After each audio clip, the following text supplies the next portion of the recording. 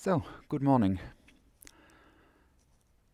Today I'm going to talk about bimodal experiments and also a technical session about how to work with the data, how to work with the code, actually.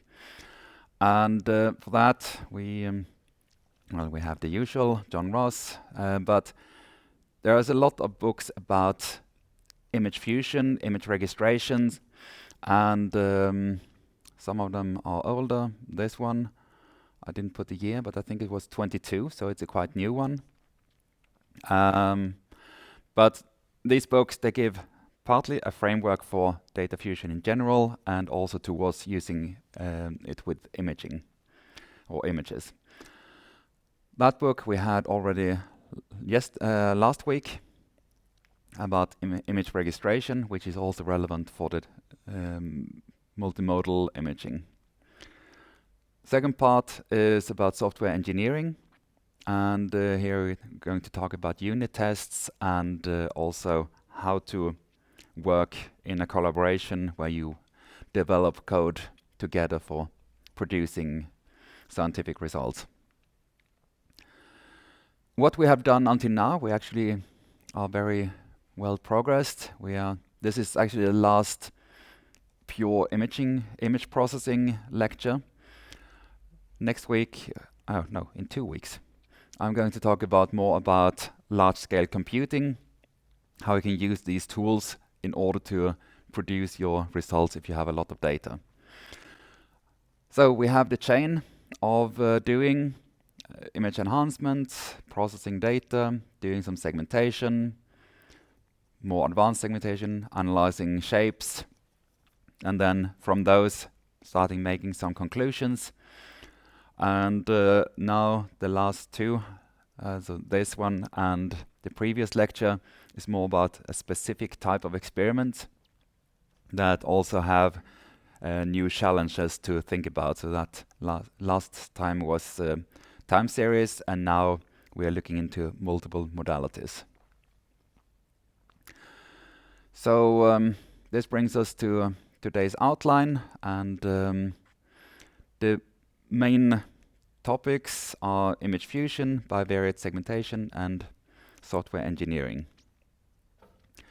So we have different types of experiments with their challenges, and here I brought up some that I have come across within neutron imaging, but so there is no medical, but in the medical case you can also see similar problems.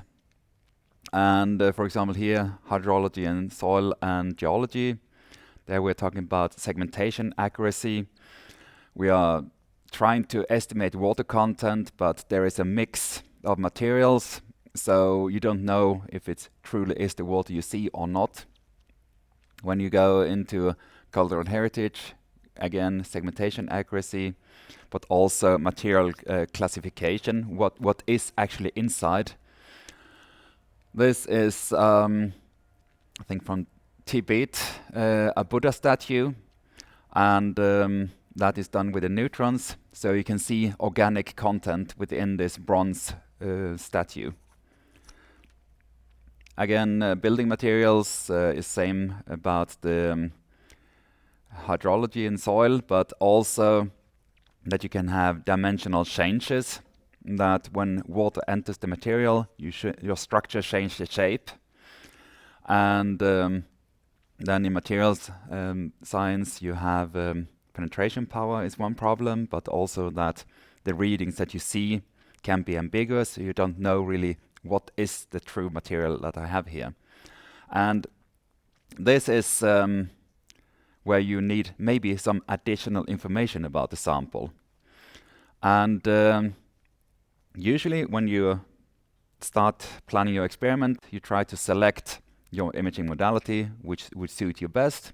So good things are you want good penetration, so you can see through. You also want to have good contrast, and the relevant features should be visible. And ideally, you should also be able to identify different materials. On the other hand, you can have low transmission, low contrast, no features are visible, or not all are visible, and it could also be that different things give the same contrast, so you don't know what is the true thing. Just as an example, I got from a colleague recently. He had this boulder, 180 kilos, and they think there is a fossil inside, but coming through that boulder, we need some kind of good imaging modality, and normal X-rays, forget it, you don't get through that big thing, and also a stage that can handle this boulder is also a problem. So in the end, I asked another colleague about using a linear accelerator to get high energy X-rays, but there was the problem. Maybe we can penetrate. It's sandstone, so it's just mainly silicon. But these X-rays could possibly penetrate, but then you lose all the contrast. And with that, I think in the end we conclude that this boulder is not feasible to make imaging of, so they have to start with hammer and try to cut out things very carefully. But there are other stories where you can actually find a different modality that would help to find the right information about your sample. Until now, we have only looked into one single modality, but it could be actually that by adding a second modality, you can gain much more information. You can maybe extend the range of operation, meaning you can maybe penetrate better. You can possibly also extend the spatial and temporal coverage. Some modality is good at doing fast things, while other one is good at doing big things, and then by combining them with some good strategy, you can gain more information. Reduce uncertainty is always a good thing. If you have two different kinds of readings for the same variable in the sample, then you can be more sure about what you're doing. And with that, you also increase the reliability of the measurement, and in the end, hopefully, you will have an overall more robust system performance. So by looking at with different colors, like Nicolas Cage did in National Treasure, maybe you can see new things.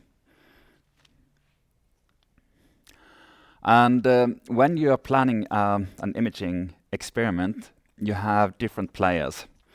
And if you pull one out, usually you don't reach the result. So in the end, you want to have an answer from your application, but there are different pillars, or in this case balls, that are necessary to actually cover in order to have a good result. So we have a physical part, that's the interaction of the modality, what kind of contrast it gives, how well it can penetrate. We have the acquisition, that's a more technical thing. Which hardware can you use in order to acquire your data? And finally, you end up with a lot of data, and that you need to process. So all these need to be in balance in order to get your final results. So I've been talking about additional modalities, and well, my favorite is actually the neutrons and X-rays. And here you can see I plotted out the periodic table where the gray level says how much each element is attenuating.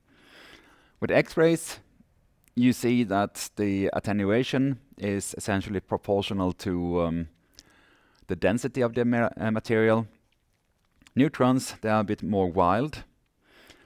And you can see that the lightest element has a pretty high contrast. Also lithium has a quite high contrast, whereas you have metals and that are much less contrast. So this shows you that sometimes it's really complementary that with one modality you see one thing, and with the other modality you see another thing. So this is a nice example where you can actually combine different modalities. Other modalities, for example, in medical imaging, is looking at different types. We have X-ray tomography, we have MRI of different types, we have PET, and SPECT too. And then you can do some fusion between the different types of images. So here, that's a very colorful example, so it's easy to show. Here you can see the effect of the PET overlapped on the MRI, and with that you can also tell boundaries and tell what is actually going on. So this is a visual kind of fusion to begin with.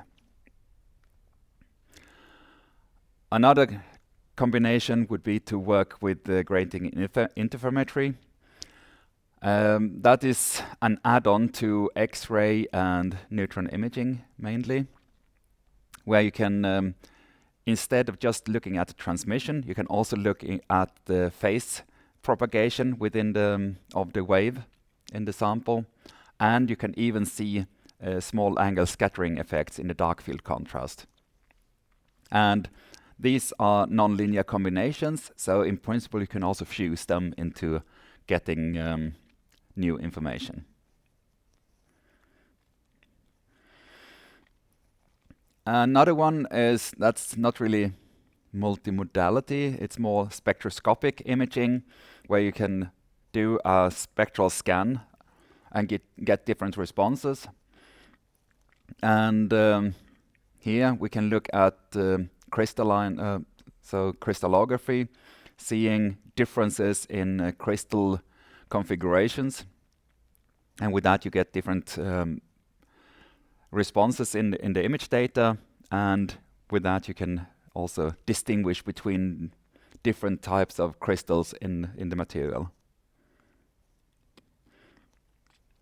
Of course, you don't have to work on the same dimension. So, for example, if you have single point measurements that you want to correlate with image information, that's also a way. Can also combine surface information. Sometimes you can just do a surface scan, but you still want to combine it with a three-dimensional that you get from a tomography. And with that you can also look at temperature, flow rates, pressure, etc. So now we have two types or multiple types of data, and we want to bring it together, and the technical term for that is image or data fusion. And in principle it is that you try to combine the two or the different types of information into a single display or a single framework. And that requires a couple of things, which I'm coming to soon. And the aim is with that you will be able to get more information out than if you use a single modality individually. Sometimes you can even get the double, even more than just the each one together, because they make a mutual conclusion. And there are different ways of doing this fusion. You can do the multivariate fusion, where you have two images and combine them one to one. Then you can do augmented fusion, where you have a main image and then you bring in information from the other one to enhance information. You can do artifact reduction by fusion. So this is when one modality is prone to have a certain type of artifact, but the other one doesn't, then you can use the combination of the two to tell, oh, that spike is not real, so we can actually cancel it in that way. And of course, you can combine everything and get a whole framework of fusion. And that is mostly what is happening, because one is mostly not enough. And the fusion strategy, it depends on how the sample is composed. Of course, what are your experiment objectives? What questions do you want to answer with the data? And finally, also the condition of the data. In some cases, you may need to do some kind of fused filtering so that you have guidance from one. So that would be the augmented. So you have guidance, you know where the structures are, and with the help of those structures, you can do filtering in the other modality. And so these are the different ways you can work with your fusion. Then there are different abstraction levels of fusion. So you can do just data to data, or you can do data to feature. So for example, if you have one image where you can easily segment structures, then you already have some kind of features, and then you use those features in order to extract information from the other one. Then bring it up, that's both features. You have the fusion of features, so you identify things in both images, and then you try to fuse those things you have identified. Then it gets even more abstract. Then you are fusion more or less on the table level, that you have different features and fuse the decisions afterwards.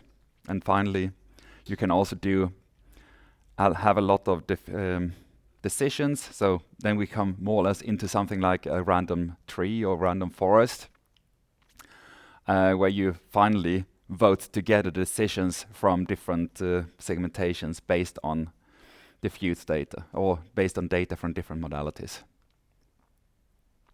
This can also be graphically displayed in this way, the whole fusion workflow, where you have your images of different modalities, can even be different shapes, so different field of view. The first step you need to do, if you do pixel-wise fusion, is to do a registration, getting the images on the same coordinate system. That is what I talked about last week. So it's rotations, translations, skewing, etc., and scaling, and so on. In the end, you have the two images on the same, and then you can do the different kinds of fusion, where you have to do some alignment, maybe some calibrations in order to have them in the same level. We saw, for example, in one, when was it? With the sand grains, that we had a scaling problem, and that kind of scaling must be corrected for, otherwise the segmentation will probably be very biased towards the one with the higher intensities. Then we can also look at the feature fusion, where we compare different features, and the decision fusion is based on decisions and labels. And in the end, comes out, what is it you really want to work with? Is it some kind of statistics, modeling, or is it for the presentation and display? And there you also, in the end, have different strategies. It can also happen that it doesn't make sense to do the fusion. So just because you can, you shouldn't always do double measurement, because it costs, first of all, and it may even not help something at all. It could be that you actually select the wrong variables, or you combine it a bit too complex, or it could even be as bad as that sensor information is cancelling each other's benefits.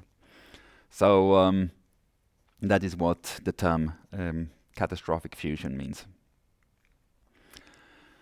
So last week we did the registration, just a recap.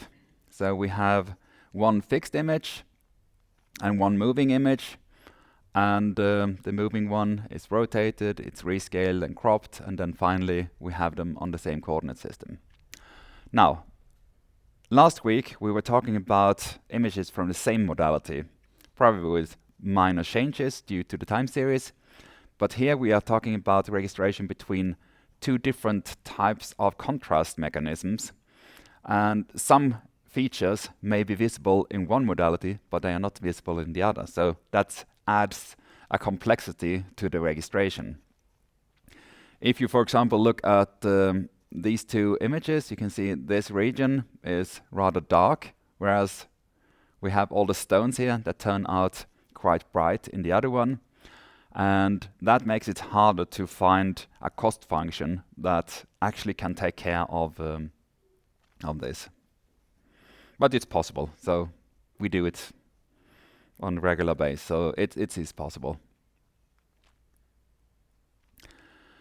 So when we do the registration, it's in general an optimization problem where you want to find some minima or maxima of a cost function. Problem is that if you look at these images, you will end up in a lot of local minima, and it's about finding the right one. So you have different ways of approaching it. You can have manual, completely manual, of course, then you by eye try to juggle it into the right position, but you can also do some guided registration where you start by adding landmark points, lines, planes, etc. And you can also provide a coarse pre-registration, which actually helps a lot for this process. The automatic registration is usually an iterative process, and it relies on useful metrics.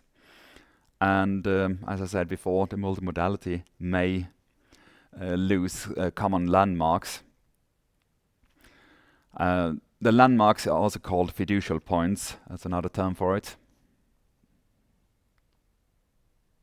So here is an example of qualitative fusion. So here we did, with the help of a visualization program, a 3D visualization program, where we started doing the registration, and then afterwards, after the segmentation, we did co-visualization between the two modalities.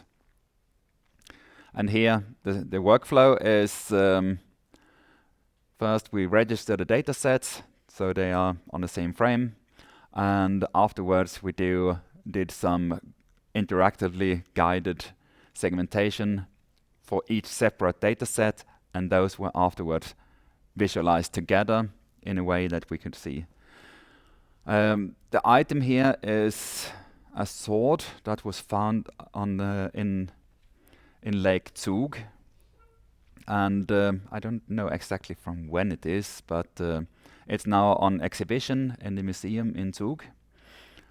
And what they wanted to do was they wanted to build a replicate of this sword, so they needed to know how it was made, and both neutrons and X-rays had their problems, and we took the good bits from each one and brought it together, and then we got this nice renderings. There are also movies on YouTube if you want to look at it.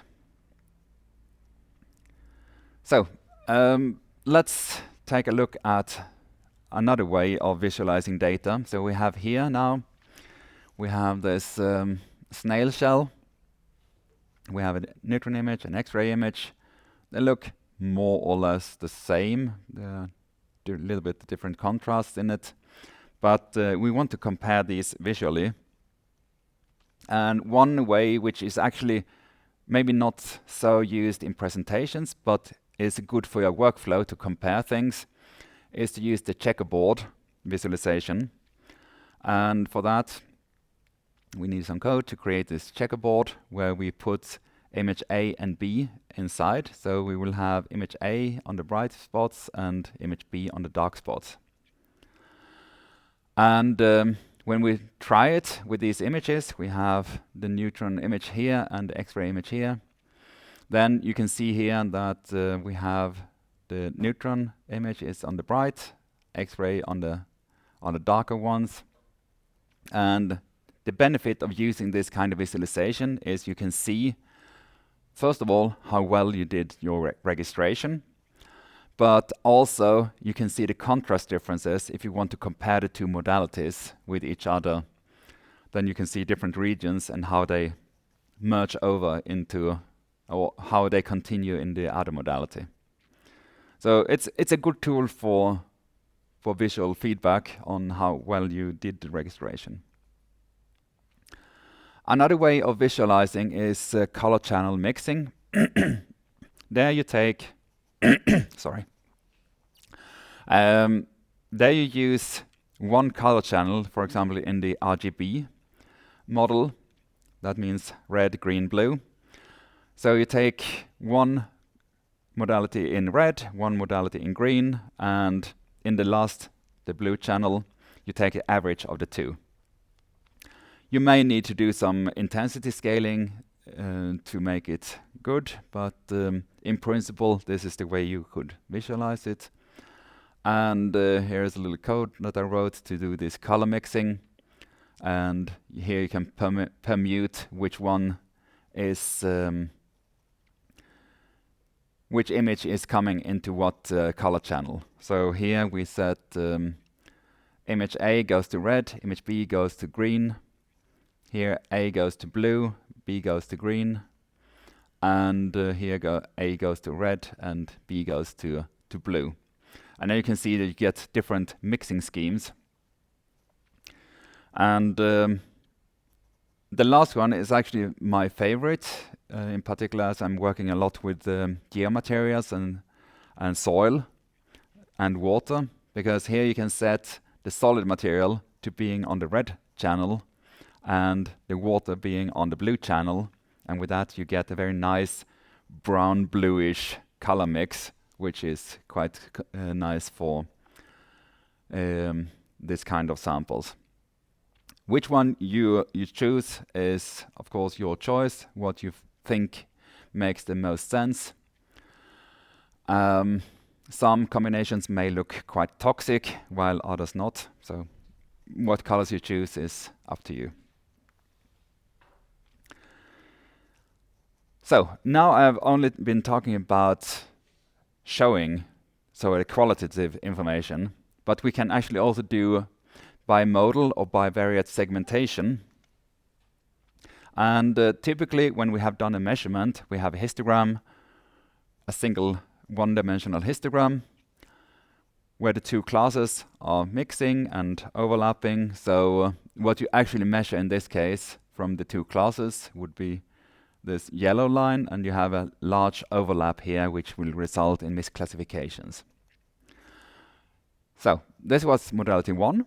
If we go on to having measurements, the separate measurements of modality A and B, we have the same situation for both. So they are not able to really separate the two materials very well. However, if we do a bivariate histogram, all of a sudden these two very uninterpretable histograms turn into a very nice separation. And this is easy to separate, and you have a low misclassification rate. So this is the base for how we can continue on working with these two modalities. The bivariate histogram is, in principle, you take the same pixel, modality A, same pixel, modality B, and count how many you have that specific combination. So it's going from 1D to 2D when you generate a histogram. And here is an example where we have some roots in soil.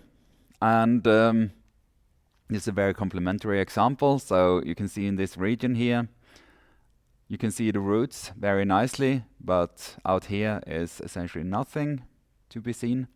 If you look at the X-rays, you can see that, oh, there was actually a stone. But on the other hand, the roots turn out as completely transparent, and they just leave a void in the data. So if we look at the bivariate histogram of that data, it's not so nice as the one I showed before, but you have pretty clear positions in here. You have one clear peak that was actually clear in both cases. For the background, you have something here, which would be the soil. Another one is here, that would be the sample container. And finally, you have the roots, which is this little bump here. So it is easy to separate the roots from this information.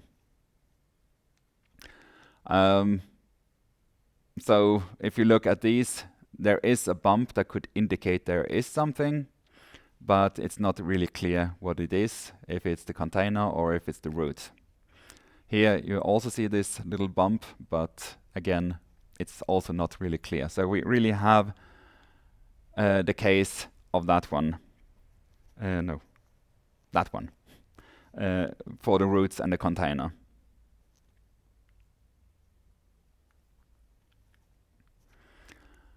Oh, that was too far, sorry. So, and ways to do the segmentation. First of all, we have the data, which is from different modalities. How many you have is depending on what you measured. It should be registered and also artifact corrected. That's actually one thing that I'm going to show soon. That with X-rays you have the beam hardening, and that can be quite annoying when you try to do the segmentation, actually in general. And then you have n classes, and then we can say do some hypothesis testing that it belongs to different of these distributions. A good book on classic decision theory is the Do the Hard and Stock. It brings you through the whole hypothesis testing, and I think in the end it also goes into clustering methods. And what we have done until now, we have played with k-means, k-nearest neighbor, some regression models. We have also worked with neural networks for do segmentation. And many of those could be relevant. But I want to introduce yet another model, and that's the Gaussian mixture model, which is in principle a sum of multidimensional Gaussian distributions, and by summing them into this histogram space, you can identify the classes. And just to show an example, we have this bivariate data, which you by eye can see that there is a blob here, there is another blob around here, and they are actually Gaussian distributed. And when we try to do the Gaussian mixture model, then we do a fitting. And the first case, we have Gaussian mixture of two classes. It nicely finds the two classes. So then we have already identified which regions we want to work with. You can, of course, try to do more classes. So here we have three classes. Would maybe describe the shape better, but you have to do some combination afterwards to make the full decision. With four classes, you would also have something, and then with five classes, it's not so good anymore because the fifth class comes here in between, in the borderland between the two classes, and that is not ideal. But it's not uncommon if you have let's see, where is it? A histogram like this, that you need to use more Gaussian models than actually there are classes. Otherwise, you can't really cover the full shape. The Gaussian mixture model is bound by the Gaussian shape, and that's why you may need to do something, add more classes, and then afterwards do a fusion of those classes.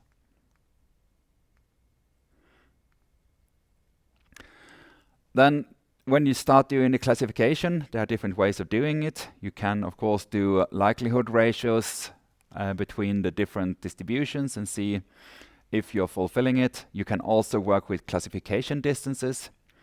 So the very easy one is just to identify where you have the central point of each of these two Gaussians and compute the Euclidean distance between them and the measured point. So you have to check, is this point closer to that center or that center? And the one that is closest is the winner and assigns the class. You can also use Mahalanobis distance, which adds the information of the covariance matrix. So in the previous one, we only had the centers, but it then didn't tell how the shape was of these blobs. But if you add the covariance matrix in the distance metric, then you can easily say that this is actually more likely to be in the distribution of this purple class. Then to go one step even further, then we have Bhattacharya distance, which is quite more complicated, and the advantage of that one is that then you can even have the statistics of the measured point itself. So that's the most complicated, but also spatially least precise, because then you also have to use compute some regional statistics around the point you're looking at in order to get these covariance matrix for the measured point. So this is these are all the cases that I showed together, and which one you choose depends on how you can measure the data, and also sometimes it's also time constraints, because going from here to here you have an increase in computational effort to reach the result. So going back to the roots again, here I did a very simple Euclidean distance segmentation, and I flattened the histogram. But anyway, you can see here I have actually drawn in also the distributions here for those different peaks in the histogram. And then we can see here the green region would be for the root, that would be the container, and then we have the soil and the void outside.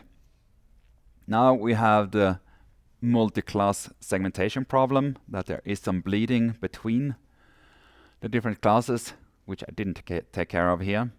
But an interesting thing is that the roots close to the wall of the container, they also turned into container material. The reason for that is the cupping caused by the beam hardening. And that shows that it's very important to do the correction for beam hardening in your data before you start doing a segmentation.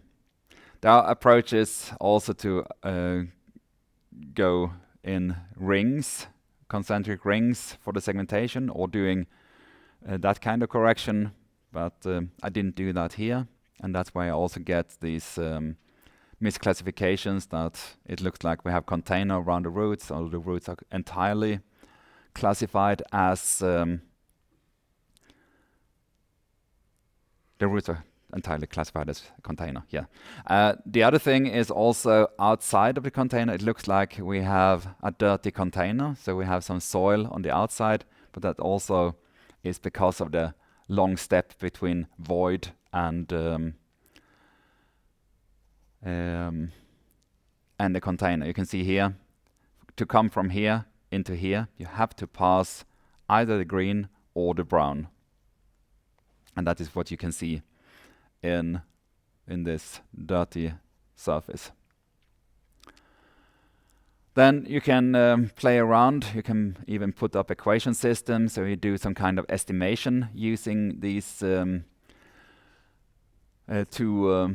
modalities. I haven't seen that working in reality, but it's at least an idea that you build up an equation system where you have the different attenuation coefficients and how much they are contributing, and that gives you some response in the image. For images, as I said, I haven't really seen it in action. It's also very sensitive to noise, because these fluctuations easily tilt the equation system, and it's usually also have more unknowns than you have equations, so it's underdetermined system. But it's a fun mind game to try to do this. Then you can even get larger data. So by doing bimodal, you actually double your data. And that is, of course, one thing. But what we're also doing is we combine not only the bimodal feature that we have in we have two beamlines crossed together, but we are also combining that with dynamic experiments. So we get bimodal time series data, and that ends up in a quite large amount of data to work with in the end. So this brings us to the end of the first part of today's lecture. So I think we make a break now.